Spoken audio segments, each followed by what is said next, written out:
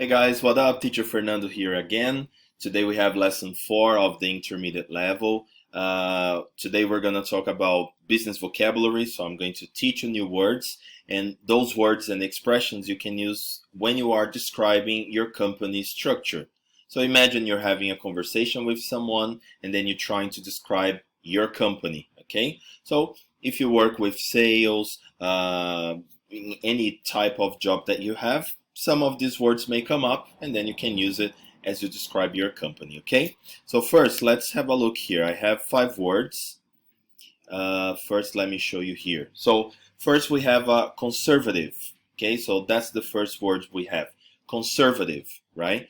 This is similar to traditional, okay? This is an adjective, right? So imagine you're describing your office as a conservative office or a traditional office. What does that mean?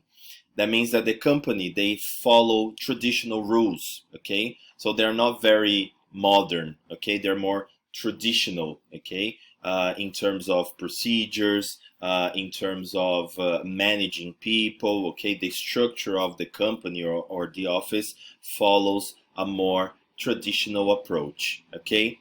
Then we have dynamic, okay? So again, that's an adjective too, right? So dynamic, something fast, right? So very similar to Portuguese, right? A dynamic company, a dynamic office, right? Normally we have this with technology companies, for example, or IT companies, right? So they normally have a very dynamic approach to their type of job because technology is changing so fast that people, they have to be dynamic. They have to keep up with the technology, right? So this is what we call a dynamic company. You can use it to describe a person. I am a dynamic person, okay? Or she is a dynamic person. My company is a dynamic company. So there are different ways to use the word dynamic, okay? And again, the pronunciation, dynamic, right? Then we have impersonal, right? So again, very similar to Portuguese, right? So the company is very impersonal. So they don't show a lot of feelings, right? They don't connect emotionally so much with you or with the rest of the stuff, okay? So they're very impersonal, right? Like this moment we have the situation with COVID, and then many people, they are trying like to do different things. They try to provide more support, but then some companies, they just don't care. They send an email like you don't have to work or you have to work. They don't worry so much about your feelings, right? So they are very impersonal, okay? So again, this is an adjective, right? So you can use not only to describe the company, but also you can describe yourself as an impersonal person, right? So if you're not so sensitive, you can say that you are a little impersonal, okay? So usually this is a negative word, right? It's a negative adjective, right?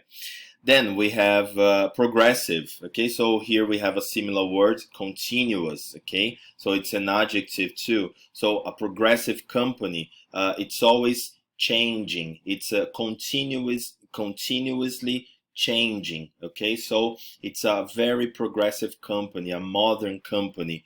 Again, you can describe yourself as well, that you are continuously changing, right? You're looking for changes all the time, right? So that means to be progressive, right? And then finally we have a verb, decentralized, okay? Or decentralize, yeah, here. Decentralized, decentralize, okay? That's a verb.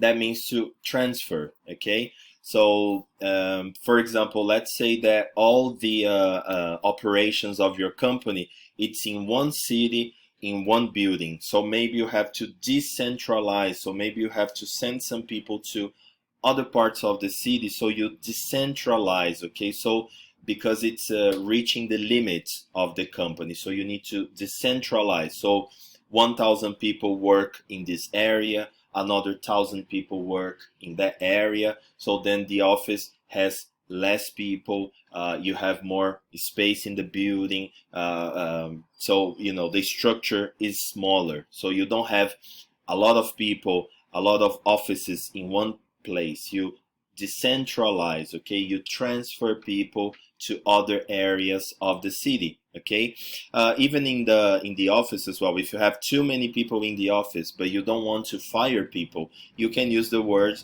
decentralize. So maybe you have to move one or two employees to another department, or change their hours.